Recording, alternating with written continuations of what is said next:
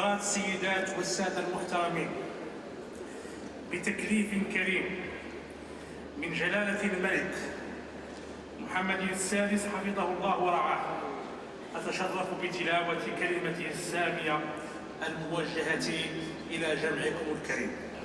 والصلاة والسلام على مولانا رسول الله وآله وصحبه أصحاب المعالي والسعادة، حضرات السيدات والسادة.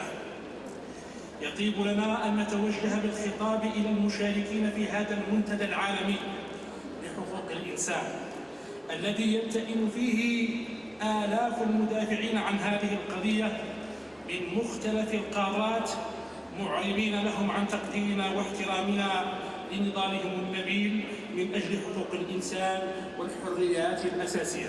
حقوق الإنسان اليوم يكتسي أهمية خاصة، لا سيما وأنه يأتي في سياق التحولات والتحديات التي يشهدها العالم، والتي تتطلب إجابات شاملة ومدروسة وجماعية.